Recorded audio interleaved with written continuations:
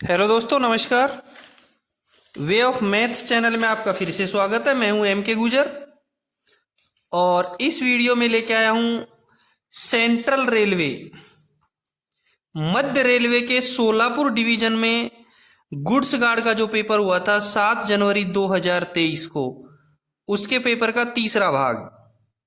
Solapur division में goods guard का, central railway में सोलापुर डिवीजन में गुड्स गार्ड का जो पेपर हुआ था उसका तीसरा भाग। पहले भाग में क्वेश्चन नंबर 1 से लेकर के 30 तक हल करवा दिए थे, उसका लिंक डिस्क्रिप्शन में दे रखा है, वो आप जरूर देखें। दूसरे भाग में क्वेश्चन नंबर 31 से लेकर के 60 तक हल करवा दिए थे, उसका लिंक भी डिस्क्रिप्शन में दे रखा है, वो आप जरूर देखें। और इस वीडियो में तीसरे भाग में क्वेश्चन नंबर 61 से हल करवा रहे हैं, वो आप देखेंगे। क्वेश्चन नंबर 61 देखेंगे।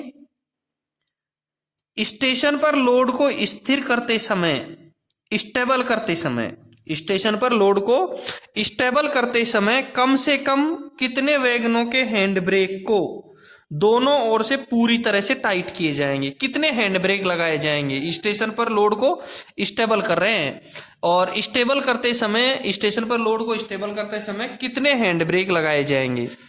ए में दे रखा है 6, बी में दे रखा है 4, सी में दे रखा है 2 और डी में दे रखा है इनमें से कोई नहीं।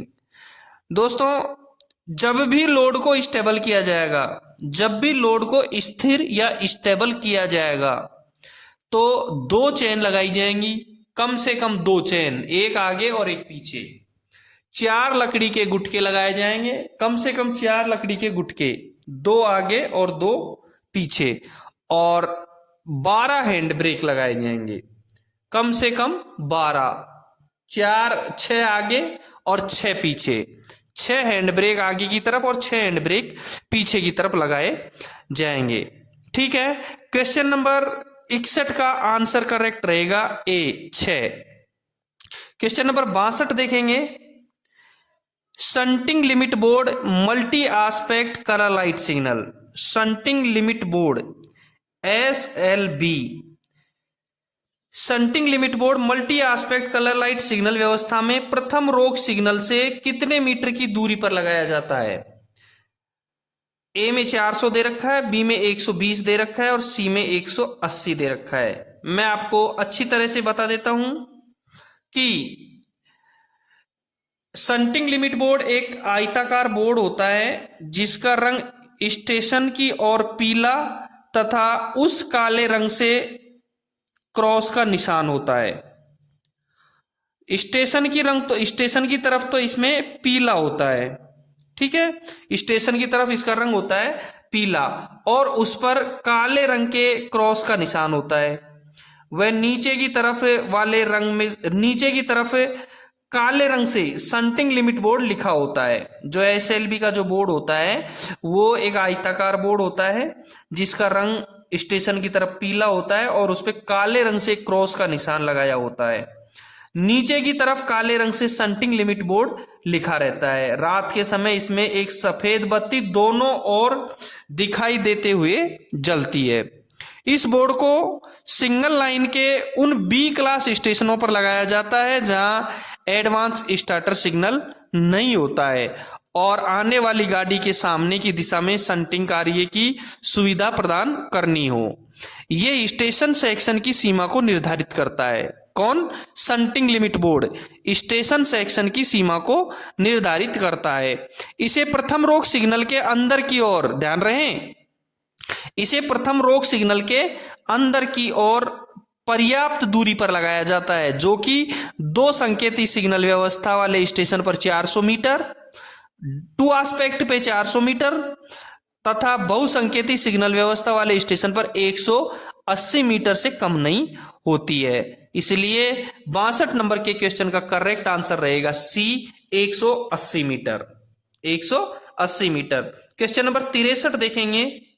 दोस्तों, आप मध्य रेलवे का सोलापुर डिवीजन का 7 जनवरी 2023 को गुड्स गार्ड का जो पेपर हुआ था उसका हल पढ़ रहे हैं। 63 नंबर के क्वेश्चन में देखेंगे। Admiral board gate stop signal के पहले खाली जगह दे रखा है, दूरी पर लगाया जाता है। Admiral board gate stop signal के पहले कितनी दूरी पर लगाया जाता है? ए में 600, बी में 1200, सी में 1400 दे रखा है। करेक्ट आंसर रहेगा इसका सी, 1400। क्वेश्चन नंबर 64 देखेंगे। यदि इलेक्ट्रिक लोको की आगे की कैब खराब हो जाती है तो पीछे की कैब से ड्राइव करते समय kph किलोमीटर प्रति घंटे गति प्रतिबंध है, कितने स्पीड का गति प्रतिबंध रहेगा? ए में 20, बी में 30 और सी में 40। और इसका करेक्ट आंसर रहेगा सी। यदि इलेक्ट्रिक लोको की आगे की कैब खराब हो जाती है तो पीछे की कैब से ड्राइव करते समय 40 किलोमीटर प्रति घंटे की गति का गति प्रतिबंध रहेगा। ठीक है। क्वेश्चन नंबर 65 देखेंगे। यदि कार्यस्थल से 30 मीटर की दूरी पर स्टॉप इंडिकेटर उपलब्ध है, जहां कार्यस्थल है उससे 30 मीटर की दूरी पर स्टॉप इंडिकेटर उपलब्ध है, तो प्लेन सेक्शन में कार्यस्थल से खाली जगह दे रखा है, मीटर की दूरी पर सावधानी सूचक प्रदान किया जाएगा। सावधानी सूचक यानी कॉशन इंडिकेटर, यानी कि कॉशन इंडिकेटर।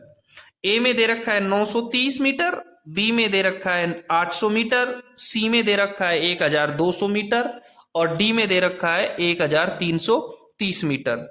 दोस्तों, कॉशन इंडिकेटर कार्यस्थल से ब्रॉड गेज में 1200 मीटर, मीटर गेज या नैरो गेज में 800 मीटर की दूरी पर लगाया जाएगा और स्टॉप इंडिकेटर कार्यस्थल से 30 मीटर की दूरी पर ही लगाया जाएगा।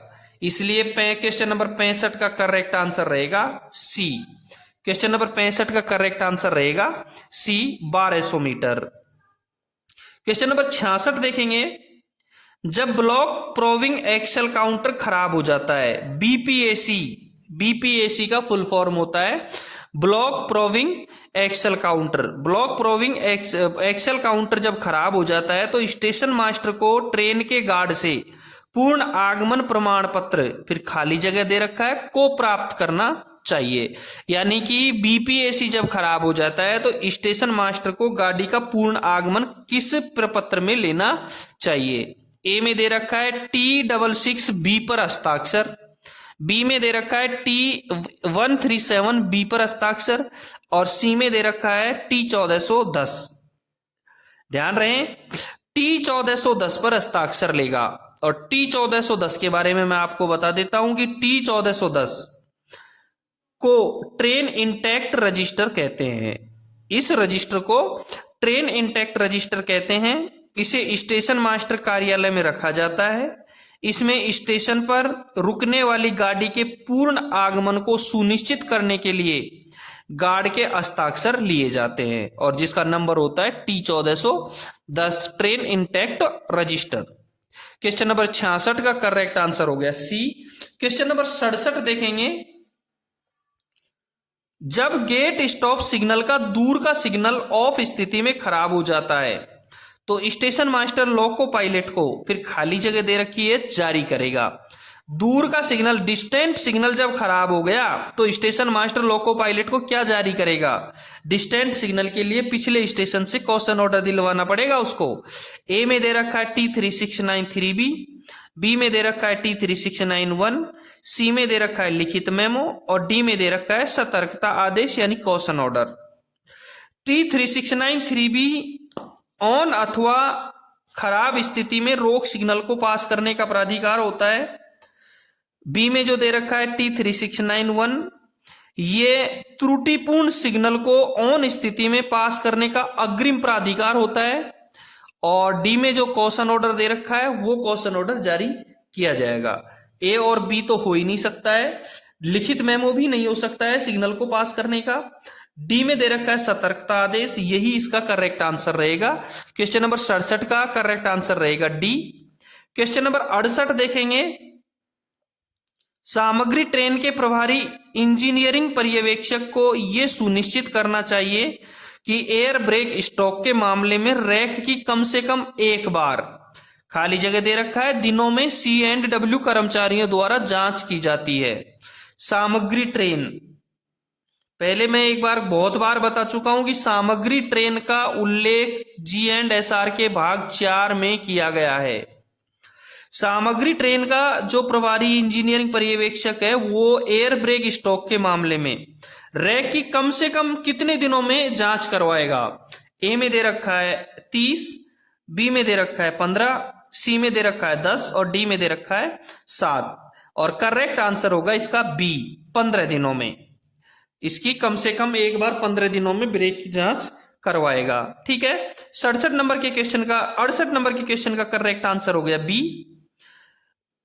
69 नंबर का क्वेश्चन देखेंगे, क्वेश्चन नंबर 69। मध्य रेलवे में निम्नलिखित में से कौन सी कार्य प्रणाली लागू नहीं है। कौन सा सिस्टम लागू, वर्किंग सिस्टम लागू नहीं है। ए में दे रखा है एब्सोल्यूट ब्लॉक सिस्टम, बी में दे रखा है ऑटोमेटिक ब्लॉक सिस्टम, सी में दे रखा है पायलट गार्ड सिस्टम और डी में दे रखा है वन ट्रेन ओनली सिस्टम। ये आप अपने रेलवे का G&SR जरूर देखें, सब अपने अपने रेलवे का G&SR देखें। शायद 69 नंबर का करेक्ट आंसर सी हो सकता है, पायलट गार्ड सिस्टम मध्य रेलवे में है नहीं। बाकी एक बार अपना G&SR आप जरूर देख लें। 70 नंबर का क्वेश्चन देखेंगे। यदि कोई पेट्रोलमैन निर्धारित आगमन के 15 मिनट के भीतर नहीं आता है तो स्टेशन मास्टर के द्वारा जारी करना चाहिए। क्या जारी करेगा। ए में दे रखा है TB 409, बी में दे रखा है TA 409 और सी में दे रखा है T 409। क्या जारी करेगा। ए में दे रखा है TB 409, TB 409 क्या होता है। TB 409 होता है रिमाइंडर सतर्कता आदेश। ए में जो दे रखा है TB 409 होता है रिमाइंडर सतर्कता आदेश। बी में जो दे रखा है TA 409 ये होता है कुछ नहीं सतर्कता आदेश नील का। और सी में दे रखा है T 409 ये होता है सतर्कता आदेश। और क्वेश्चन नंबर 70 का करेक्ट आंसर भी सी रहेगा, T 409। यदि पेट्रोलमैन ड्यू हो जाता है तो उसको T 409 देगा, यानी कॉशन ऑर्डर देगा, सतर्कता आदेश देगा। अब सतर्कता आदेश किसका देगा। देखो ध्यान देने योग्य बात है कि स्टेशन मास्टर द्वारा जारी किए जाने वाले सतर्कता आदेश में दिन के समय जब दृश्यता साफ हो तो गाड़ी की गति को अधिकतम 40 किलोमीटर प्रति घंटे व रात या जब दृश्यता स्पष्ट न हो तो 15 किलोमीटर प्रति घंटे का प्रतिबंध लिखकर दिया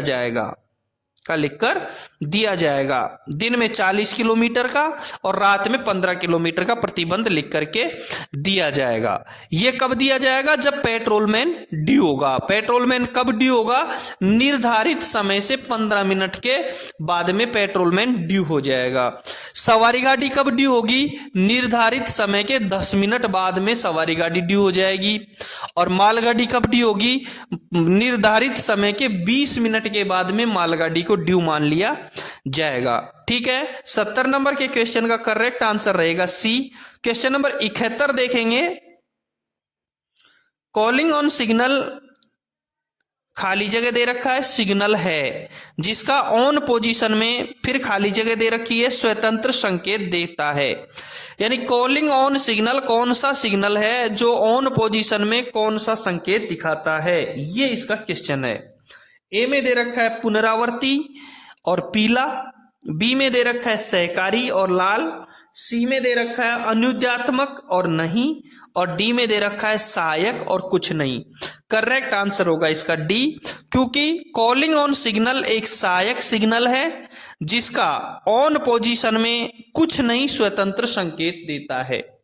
सहायक सिग्नल 2 सिग्नल होते हैं, एक कॉलिंग ऑन होता है और एक संट सिग्नल होता है। इन दोनों को आप सहायक सिग्नल कह सकते हैं।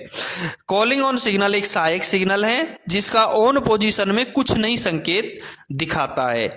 ध्यान रहे, कॉलिंग ऑन सिग्नल अंतिम रोक सिग्नल को छोड़कर किसी भी सिग्नल के नीचे लगाया जा सकता है। कॉलिंग ऑन सिग्नल अंतिम रोक सिग्नल को छोड़ करके किसी भी सिग्नल के नीचे लगाया जा सकता है। इसी प्रकार से संट सिग्नल प्रथम रोक सिग्नल को छोड़कर किसी भी सिग्नल के नीचे लगाया जा सकता है। संट सिग्नल प्रथम रोक सिग्नल को छोड़ करके किसी भी सिग्नल के नीचे लगाया जा सकता है। 71 नंबर के क्वेश्चन का करेक्ट आंसर हो गया डी। क्वेश्चन नंबर 72 देखेंगे। मालगाड़ी के लिए टर्मिनेशन इंडिकेटर यानी T/G उस सेक्शन में चल रहे खाली जगह मालगाड़ी के बराबर की दूरी पर लगाया जाता है। कौन से रैक की दूरी पर लगाया जाता है? ए में दे रखा है 42 BCN रैक, बी में दे रखा है 58 BCCW रैक, और सी में दे रखा है 58 BCN HL रैक, और डी में दे रखा है इनमें से कोई नहीं। और इसका करेक्ट आंसर होगा डी, इनमें से कोई नहीं। ध्यान रहे, टर्मिनेशन इंडिकेटर की को इंजीनियरिंग कार्य स्थल के पश्चात सेक्शन की सबसे लंबी मालगाड़ी यानी बॉक्सन वाली गाड़ी या मालगाड़ी की लंबाई के बराबर दूरी पर लगाया जाता है। ठीक है, इस क्वेश्चन 72 का करेक्ट आंसर हो गया डी। क्वेश्चन नंबर 73 देखेंगे। नेक्स्ट क्वेश्चन 73, गार्ड और लोको पायलट खाली जगह दे रखा है, प्रतियों में GDR मेमो तैयार करेंगे। पहले आपको बता दें GDR का फुल फॉर्म क्या होता है, गार्ड ड्राइवर रिपोर्ट। GDR का फुल फॉर्म होता है गार्ड ड्राइवर रिपोर्ट। तो GDR कितनी प्रतियों में बनाई जाएगी? कौन कौन बनाएंगे? GDR को बनाने के लिए लोको पायलट, गार्ड और स्टेशन मास्टर 3 व्यक्ति शामिल होंगे। और कितनी प्रतियों में? ए में दे रखा है 2, बी में दे रखा है 3, सी में दे रखा है 4। 3 व्यक्ति शामिल होंगे और तीनों को एक एक कॉपी दी जाएगी। 3 कॉपियों में GDR तैयार की जाएगी। 73 नंबर के क्वेश्चन का करेक्ट आंसर होगा बी। क्वेश्चन नंबर 74 देखेंगे। NMG रैक के लिए मानक रैक आकार में से कौन सा है? NMG रैक के लिए मानक रैक आकार में से कौन सा है? ए में दे रखा है 20, बी में 25 और सी में 30। और इसका करेक्ट आंसर हो जाएगा बी 25। इसका करेक्ट आंसर होगा बी कितना? 25। क्वेश्चन नंबर 75 देखेंगे। एयर ब्रेक माल स्टॉक पर निरंतरता परीक्षण में, कंटिन्यूटी एग्जाम में, कंटिन्यूटी कर रहे हैं, एयर ब्रेक माल स्टॉक पर निरंतरता परीक्षण में गार्ड के आपातकालीन वाल्व को संचालित करके गार्ड 30 सेकंड के लिए खाली जगह किलोग्राम दबाव कम करेगा। कितना दबाव कम करेगा? ए में 4.8 किलोग्राम, बी में 4.7 किलोग्राम और सी में 5 किलोग्राम और डी में इनमें से कोई नहीं। और ये तीनों ही नहीं है, करेक्ट आंसर रहेगा इसका डी, इनमें से कोई नहीं। 75 नंबर के क्वेश्चन का करेक्ट आंसर हो गया डी। क्वेश्चन नंबर 76 देखेंगे। निम्न में से कौन सा आइसोलेशन का साधन या तरीका नहीं है? ए में दे रखा है डीरेलिंग स्विच, बी में दे रखा है सैंड हम्प, सी में दे रखा है स्कॉच ब्लॉक और डी में दे रखा है पॉइंट इंडिकेटर।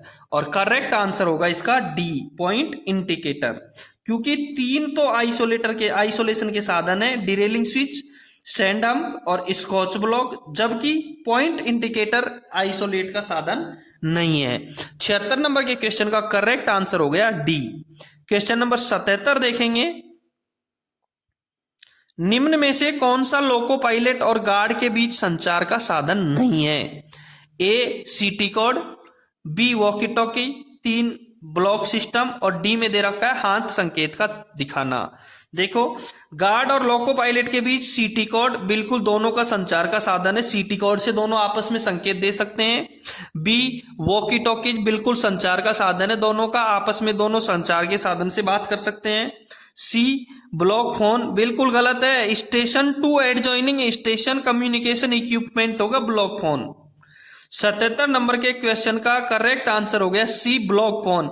ब्लॉक फोन पर गार्ड और लोको पायलट आपस में बात नहीं कर सकते किसी भी स्थिति में, ये केवल station to adjoining station communication equipment है।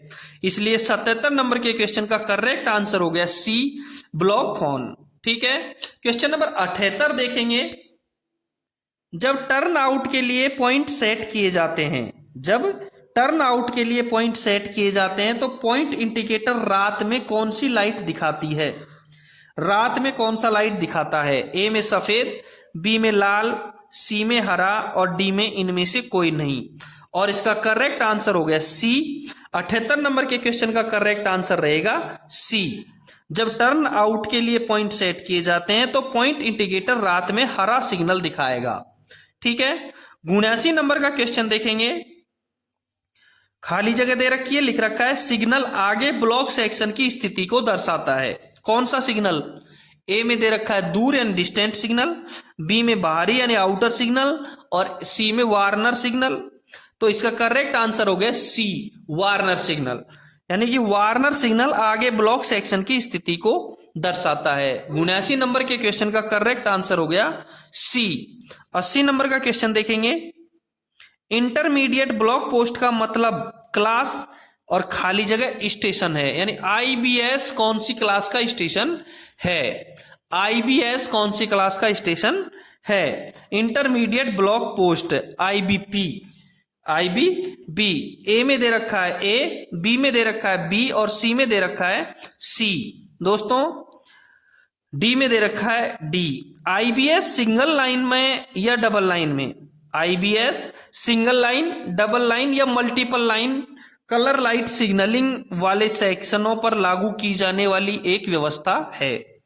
IBS single line, double line या multiple line colour light signalling वाले सेक्शनों पर लागू की जाने वाली एक व्यवस्था है। यह सी क्लास स्टेशन का बदलाव है जिसमें अलग से ब्लॉक उपकरण की, स्टेशन बिल्डिंग की एवं ऑपरेटिंग स्टाफ की आवश्यकता नहीं होती है। कौन से स्टेशन का बदलाव है? सी क्लास स्टेशन का। इसलिए क्वेश्चन नंबर 80 का करेक्ट आंसर हो गया सी। क्वेश्चन नंबर 80 का करेक्ट आंसर हो गया सी। क्वेश्चन नंबर 81 देखेंगे। स्टार्टर और एडवांस स्टार्टर सिग्नल के बीच के हिस्से को क्लास स्टेशन पर न्यूट्रल जोन कहा जाता है। यानी कि स्टार्टर सिग्नल और एडवांस स्टार्टर सिग्नल के बीच के हिस्से को किस क्लास के स्टेशन पर न्यूट्रल जोन कहा जाता है? देखो आपने दो शब्द पढ़े होंगे, एक होता है न्यूट्रल जोन और एक होता है न्यूट्रल सेक्शन। न्यूट्रल जोन और न्यूट्रल सेक्शन, न्यूट्रल जोन तो ऑपरेटिंग के हिसाब से, हल्के हिसाब से होता है और न्यूट्रल सेक्शन इलेक्ट्रिक के हिसाब से होता है। पहले दे रखा है starter, neutral zone. Neutral zone starter और एडवांस स्टार्टर सिग्नल के हिस्से को कहा जाता है किस क्लास के स्टेशन पर? ए में ए, बी में बी, सी में सी और डी में डी। ध्यान रहे, स्टार्टर और एडवांस स्टार्टर सिग्नल के बीच के हिस्से को ए क्लास स्टेशन पर न्यूट्रल जोन कहा जाता है। कौन से क्लास के स्टेशन पर? ए क्लास के स्टेशन पर। यानी कि ए क्लास स्टेशन पर स्टार्टर और एडवांस स्टार्टर के जो बीच का क्षेत्र होता है उसको न्यूट्रल जोन कहा जाएगा। अब बात आती है न्यूट्रल सेक्शन की। तो न्यूट्रल सेक्शन किसे कहा जाएगा? देखो, न्यूट्रल सेक्शन दो आसपास के सब स्टेशनों से अलग अलग चरणों से जुड़े सेक्टरों को अलग करने के लिए बनाया जाता है। इलेक्ट्रिक में न्यूट्रल सेक्शन दो आसपास के सब स्टेशनों से अलग अलग चरणों से जुड़े सेक्टरों को अलग करने के लिए बनाया जाता है। न्यूट्रल सेक्शन इन दोनों चरणों को आपस में जुड़ने से रोकता है। यह विद्युत रूप से पृथक या गैर चालक सामग्री की लंबाई होती है जिसे संपर्क तार में शामिल किया जाता है। करेक्ट आंसर 81 का ए। क्वेश्चन नंबर 82 देखेंगे। जब किसी स्टेशन से जाने वाली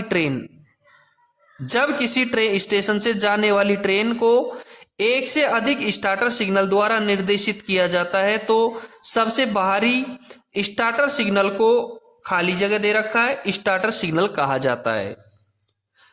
ए में दे रखा है इनर, बी में दे रखा है रिपीटर और सी में दे रखा है एडवांस।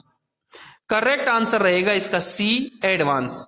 यानी कि जब किसी स्टेशन से जाने वाली ट्रेन को एक से अधिक स्टार्टर सिग्नल द्वारा निर्देशित किया जाता है तो सबसे बाहरी स्टार्टर सिग्नल को एडवांस स्टार्टर सिग्नल कहा जाता है। बी में रिपीटर दे रखा है। मैं आपको थोड़ा सा रिपीटर और एडवांस के बारे में बता देता हूं। रिपीटर सिग्नल को किसको कहेंगे? संरक्षा की दृष्टि से कोई भी सिग्नल लोको पायलट को इतनी दूरी से अवश्य दिखना चाहिए ताकि आवश्यकता अनुसार वह अपनी गाड़ी को उस सिग्नल पर खड़ी कर सके। जहां कोई सिग्नल गोलाई के कारण लोको पायलट को इतनी दूरी से नहीं दिखाई देता है तो उस सिग्नल के संकेत को दोहराने के लिए उससे पहले एक सिग्नल लगाया जाता है जिसे रिपीटिंग सिग्नल कहते हैं। और रिपीटिंग सिग्नल 3 प्रकार के होते हैं: भुजा वाला repeating signal, colour light repeating signal और बैनर टाइप रिपीटिंग सिग्नल। ये तो हुआ रिपीटर की बात। अब आती है बात एडवांस स्टार्टर की। एडवांस स्टार्टर किसे कहेंगे? एडवांस स्टार्टर एक प्रस्थान रोक सिग्नल है। जब किसी स्टेशन पर जाने वाली गाड़ी का नियंत्रण दो या अधिक प्रस्थान रोक सिग्नलों द्वारा होता है तो उसमें से अंतिम सिग्नल एडवांस स्टार्टर सिग्नल कहलाता है। ठीक है, एडवांस स्टार्टर सिग्नल समझ में आ गया। अगला जो क्वेश्चन है वो क्वेश्चन देखेंगे, क्वेश्चन नंबर 83। सिग्नल की लंबी खराबी के दौरान स्वचालित ब्लॉक सिस्टम पर आगे बढ़ने के लिए प्राधिकार। ऑटोमेटिक ब्लॉक सिस्टम में, स्वचालित ब्लॉक सिस्टम में सिग्नल की लंबी खराबी के दौरान जो दिया जाने वाला प्राधिकार कौन सा है? ए में टीए 912, बी में टीबी 912, सी में टीसी 912 और डी में टीडी 912। मैं आपको बारी बारी से बता देता हूं प्रत्येक का। ए में जो दे रखा है टीए 912, टीए 912 होता है ऑटोमेटिक या सेमी ऑटोमेटिक या मैन्युअल या गेट रोक सिग्नल को ऑन स्थिति में पार करने के लिए दिया जाने वाला प्राधिकार। टीबी 912 होता है ऑटोमेटिक ब्लॉक पद्धति वाले सेक्शन में बिना लाइन क्लियर का प्रस्थान आदेश। और टीसी 912 होता है ऑटोमेटिक ब्लॉक पद्धति वाले सेक्शन में बिना लाइन क्लियर के जाने वाले सहायता इंजन या गाड़ी को दिया जाने वाला प्राधिकार। ऑटोमेटिक ब्लॉक पद्धति में जबकि एब्सोल्यूट में होता है टीए 602, उसी प्रकार से ऑटोमेटिक में टीसी 912 होता है। और टीडी 912 सिग्नलों की दीर्घकालीन खराबी के दौरान ऑटोमेटिक सेक्शन में गाड़ी संचालन के लिए दिया जाने वाला प्राधिकार होता है टीडी 912। क्वेश्चन नंबर 83 का करेक्ट आंसर रहेगा डी। सिग्नलों की लंबी खराबी के दौरान स्वचालित ब्लॉक सिस्टम पर आगे बढ़ने के लिए दिया जाने वाला प्राधिकार टीडी 912। ठीक है, क्वेश्चन नंबर 84 देखेंगे। इंजन में गाड़ी के आने के लिए निम्नलिखित में से कौन सा इंजन सीटी कोड है? इंजन में गार्ड के आने के लिए, यानी कि ड्राइवर है वो गार्ड को बुलाना चाहता है, उसके लिए वो कौन सा सीटी कोड देगा जो ड्राइवर उसके पास में आएगा? ए में दे रखा है बड़ी छोटी छोटी, बी में दे रखा है छोटी छोटी, सी में दे रखा है दो छोटी और एक बड़ी, और डी में दे रखा है बड़ी बड़ी छोटी छोटी। मैं आपको बारी बारी से बता देता हूं। ए में जो दे रखा है उसका मतलब होता है बड़ी छोटी छोटी का। देखो, लोको पायलट बड़ी छोटी छोटी सीटी कब बजाएगा? जब सिग्नल की बुझा चुकी है लेकिन बत्ती बुझी है तो बड़ी बड़ी छोटी सीटी बजाएगा, बड़ी छोटी छोटी सीटी बजाएगा। सिग्नल की बुझा अपर्याप्त रूप से या समुचित स्थिति में ऑफ नहीं की गई है तो बड़ी छोटी छोटी सीटी बजाएगा, या त्रुटिपूर्ण सिग्नल होने पर बड़ी छोटी छोटी सीटी बजाएगा, और सिग्नल बुझा हुआ होने पर बड़ी छोटी छोटी सीटी बजाएगा। बी में दो छोटी सीटी दे रखी हैं, वो दो छोटी सीटी कब कब बजाएगा? गार्ड से संकेत मांगने के लिए दो छोटी सीटी बजाएगा। गार्ड द्वारा संकेत का आदान प्रदान नहीं किया गया है तो दो छोटी सीटी बजाएगा। स्टेशन कर्मचारियों द्वारा संकेत का आदान प्रदान नहीं किया गया है तो दो छोटी सीटी बजाएगा। सी में दे रखा है दो छोटी और एक बड़ी। खतरे की जंजीर खींचे जाने पर वो दो छोटी और एक बड़ी सीटी बजाएगा। इंजन में अपर्याप्त वैक्यूम या एयर प्रेशर होने पर दो छोटी और एक बड़ी सीटी बजाएगा। गार्ड द्वारा ब्रेक लगाने पर दो छोटी और एक बड़ी सीटी बजाएगा। और अंतर संचार उपकरण काम लेने पर वो दो बड़ी और एक छोटी सीटी, दो छोटी और एक बड़ी सीटी बजाएगा। डी में दे रखा है दो बड़ी और दो छोटी सीटी। गार्ड को इंजन पर बुलाने के लिए लोको पायलट दो बड़ी और दो छोटी सीटी बजाएगा। इसका करेक्ट आंसर होगा क्वेश्चन नंबर 84 का डी। इंजन में गार्ड के आने के लिए निम्नलिखित में से कौन सा सीटी कोड है? दो बड़ी और दो छोटी। 84 नंबर के क्वेश्चन का correct answer D. Question number 85 देखेंगे। रोड साइड स्टेशन पर खाली जगह को अपनी ट्रेन से जुड़े सभी शंटिंग की व्यक्तिगत निगरानी करनी चाहिए। कौन करेगा? ए में स्टेशन मास्टर, बी में शंटिंग मास्टर, सी में लोको पायलट और डी में गार्ड। बिल्कुल करेक्ट आंसर इसका रहेगा गार्ड, क्योंकि रोड साइड स्टेशन पर शंटिंग का जिम्मेदारी जो व्यक्ति होता है वो गार्ड होता है, इसलिए इंचार्ज शंटिंग इंचार्ज गार्ड होता है। 85 नंबर के क्वेश्चन का करेक्ट आंसर हो गया डी। क्वेश्चन नंबर 86 देखेंगे। यदि लोको द्वारा डेटोनेटर का विस्फोट करता है, यदि लोको डेटोनेटर का विस्फोट करता है तो लोको पायलट सावधानी गति में कितना किलोमीटर प्रति घंटे तक आगे बढ़ेगा? 1.5 कितना किलोमीटर तक आगे बढ़ेगा? प्रति घंटा गलत दे रखा है इसमें, वो कितने दूर तक आगे जाएगा? 1.5 किलोमीटर तक आगे जाएगा सावधानी पूर्वक। 1.5 किलोमीटर वो सावधानी पूर्वक आगे जाएगा। ए में दे रखा है 1, बी में दे रखा है 2, सी में दे रखा है 1.5, डी में दे रखा है 2.5। 86 नंबर के क्वेश्चन का करेक्ट आंसर 1.5 हो गया। यानी कि लोको द्वारा डेटोनेटर का विस्फोट करता है तो लोको पायलट सावधानी गति में 1.5 किलोमीटर तक आगे बढ़ेगा। ठीक है, 86 नंबर के क्वेश्चन का correct answer C. Question number 87 देखेंगे। स्वचालित block system, automatic block system में पर्याप्त दूरी खाली जगह मीटर से कम नहीं होनी चाहिए। ए में 180, बी में 400, सी में 120। करेक्ट आंसर रहेगा इसका 120। पर्याप्त दूरी क्या होती है? ऐसी दूरी जो संरक्षा की दृष्टि से पर्याप्त हो, पर्याप्त दूरी कहलाती है। ऐसी दूरी जो संरक्षा की दृष्टि से पर्याप्त है, पर्याप्त दूरी कहलाती है। 87 नंबर के क्वेश्चन का करेक्ट आंसर हो गया सी। क्वेश्चन नंबर 88 देखेंगे। यदि टेल लैंप को जलाना संभव नहीं है तो ट्रेन को दिन के समय अंतिम वाहन पर बुझा हुआ टेल लैंप की स्थिति में ए में दे रखा है अगले ब्लॉक खंड तक अनुमति दी जाएगी, बी में दे रखा है अनुमति नहीं है, सी में दे रखा है अनुमति दी गई है। करेक्ट आंसर रहेगा इसका सी, ऐसी अनुमति दी गई है। यदि टेल लैंप को जलाना संभव नहीं है तो ट्रेन को दिन के समय अंतिम वाहन पर बुझा हुआ टेल लैंप डाल सकता है, ये अनुमति दी गई है। क्वेश्चन नंबर 88 का करेक्ट आंसर हो गया सी। क्वेश्चन नंबर 89 देखेंगे। यदि यात्रा के दौरान गार्ड प्राथमिक चिकित्सा बॉक्स का उपयोग करता है, यदि यात्रा के दौरान गार्ड प्राथमिक चिकित्सा बॉक्स का उपयोग करता है तो उसे खाली जगह को एक रिपोर्ट प्रस्तुत करनी होगी। किसको रिपोर्ट करेगा? ए में दे रखा है जारी करने वाले स्टेशन के एसएस को, बी में दे रखा है सीनियर डीओम को, सी में दे रखा है डीएसओ को और डी में दे रखा है डीआरएम को।